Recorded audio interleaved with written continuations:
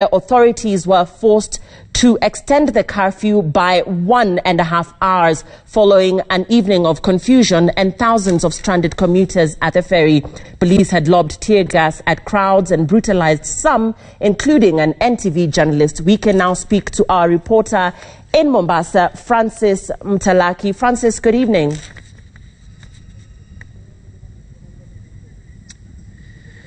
Well, Lillian, for a couple of hours from 4:30 to around 6:30, this was a no-go zone, given that there were running battles between the police and thousands of ferry commuters who wanted to gain access to this area, given that they felt that by 5:30 or 6:30, when the ferry will not be operating, feel that they will not be able to make it in terms of the deadline that was set by the government. But that has since been dealt with by the security apparatus here. And currently what we are seeing here is the security guards from the Kenya ferry who are still here working at night. And the last ferry, which is MV Harambe, has just left some few minutes ago. Telling a story maybe that the police have been able to manage and to cut that extension that was given by the regional police commander, Rashid Yakub, an extension in terms of the curfew.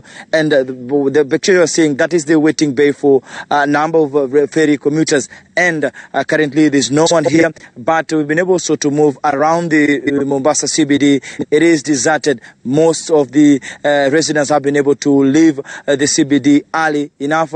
And what we can be able to say right currently, apart from the chaotic scenes that we were able to witness earlier today, where police were forced to lob tear gas to some of the ferry users who wanted to gain access earlier today. And what we're able to see currently that the curfew has begun in Mombasa, and possibly will be moving to other areas to see what exactly is happening. But from most of the areas within the CBD, we can be able to say that residents are heeding to that call, and you cannot be able to spot any of the residents moving around the CBD. And here at the ferry, the operations have also stopped in terms of the Likoni channel, and all the thousands who are still waiting have been able to have managed to cross to the other side. And so we expect to see what happens tomorrow in terms of the commuters who have been able to wait for quite a long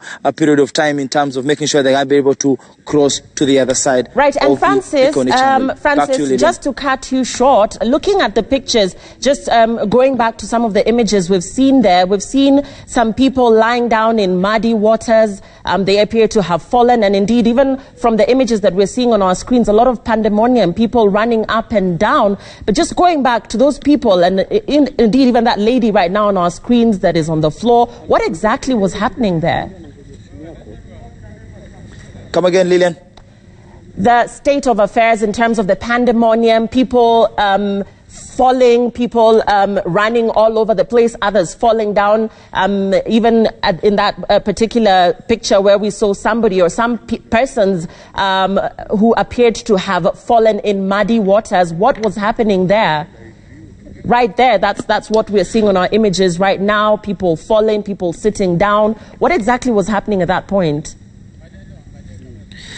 Well, those are the chaotic things that we witnessed earlier at around 5:30, given that the police who were manning to the other side of the Likoni channel, and most of the commuters had to wait for quite a long period of time, and so many felt that they were really agitated in terms of the time that they used to stay so that they can be able to board a ferry to cross to the other side, given that the numbers in terms of those who are boarding the ferry were reduced significantly. There were about 300 to 500 commuters who are allowed to board a ferry to cross to the other side. And so many feel that then with the coming of the curfew, then they will not be able to make it in time to be able to cross the ferry. And so that is why we be able to see those kind of pictures. And the police boss, Rashid Yakub, has also said that an action will be taken to those officers maybe who did contrary to the law, but saying that they will conduct investigation as to what happened and what transpired in terms of the chaotic scenes that we were able to see here in Mombasa earlier in the day. Okay, that is Francis Mtalaki just updating us on the state of affairs in Mombasa County.